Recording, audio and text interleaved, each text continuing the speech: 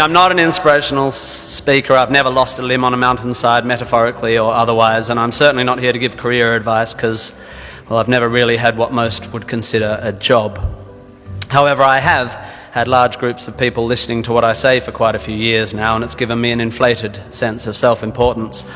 So I will now, at the ripe old age of 37.9, bestow upon you 9 life lessons. 1, you don't have to have a dream. Americans on talent shows always talk about their dreams. Fine, if you have something you've always wanted to do, dreamed of, like in your heart, go for it. After all, it's something to do with your time, chasing a dream. And if it's a big enough one, it'll take you most of your life to achieve, so by the time you get to it and are staring into the abyss of the meaninglessness of your achievement, you'll be almost dead, so it won't matter. I never really had one of these dreams, and so I advocate passionate dedication to the pursuit of short-term goals. Be micro-ambitious. Put your head down and work with pride on whatever is in front of you. You never know where you might end up.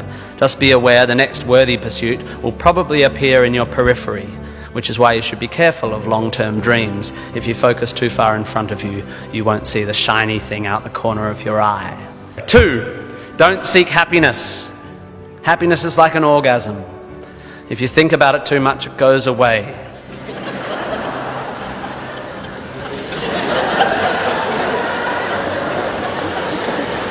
Keep busy and aim to make someone else happy, and you might find you get some as a side effect. We didn't evolve to be constantly content. Contented Homo erectus got eaten before passing on their genes. 3, remember, it's all luck.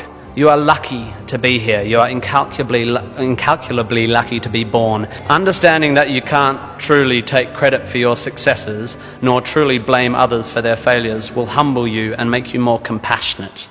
Empathy is intuitive, but is also something you can work on intellectually.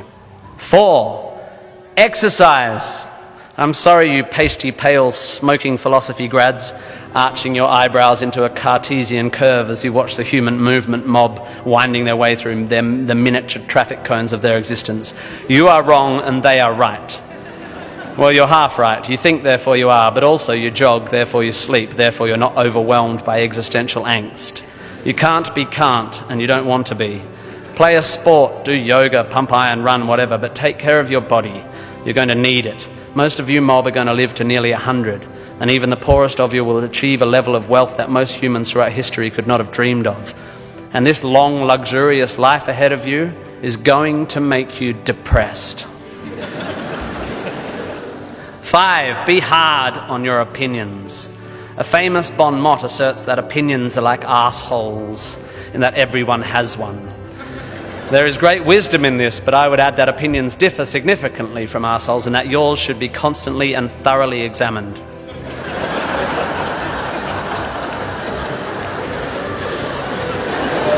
We must think critically and not just about the ideas of others. Be hard on your beliefs. Take them out onto the veranda and hit them with a cricket bat. Be intellectually rigorous. Identify your biases, your prejudices, your privileges. Most of society's arguments are kept alive by a failure to acknowledge nuance. We tend to generate false dichotomies and then try to argue one point using 2 entirely different sets of assumptions, like 2 tennis players trying to win a match by hitting beautifully executed shots from either end of separate tennis courts. 6, be a teacher. Please, please, please be a teacher. Teachers are the most admirable and important people in the world. You don't have to do it forever, but if you're in doubt about what to do, be an amazing teacher. Even if you're not a teacher, be a teacher. Share your ideas. Don't take for granted your education. Rejoice in what you learn and spray it. 7, define yourself by what you love. I found myself doing this thing a bit recently where if someone asks me what sort of music I like, I say, well, I don't listen to the radio because pop song lyrics annoy me. Or if someone asks me what food I like, I say, I think truffle oil is overused and slightly obnoxious. And I see it all the time online, people whose idea of being part of a subculture is to hate Coldplay or football or feminists or the Liberal Party. We have a tendency to define ourselves in opposition to stuff. As a comedian, I make my living out of it. But try to also express your passion for things you love. Be demonstrative and generous in your praise of those you admire. Send thank you cards and give standing ovations. Be pro stuff, not just anti stuff. 8, respect people with less power than you. I have in the past made important decisions about people I work with, agents and producers, big decisions based largely on how they treat the wait staff in the restaurants we're having the meeting in. I don't care if you're the most powerful cat in the room, I will judge you on how you treat the least powerful. So there. 9, finally, don't rush. You don't need to already know what you're going to do with the rest of your life. Don't panic. You will soon be dead. Life will sometimes seem long and tough, and God, it's tiring. And you will sometimes be happy and sometimes sad, and then you'll be old, and then you'll be dead. There is only one sensible thing to do with this empty existence, and that is fill it. Not fill it, fill it. Life is best filled by learning as much as you can about as much as you can, taking pride in whatever you're doing, having compassion, sharing ideas, running, being enthusiastic. And then there's love and travel and wine and sex and art and kids and giving and mountain climbing, but you know all that stuff already.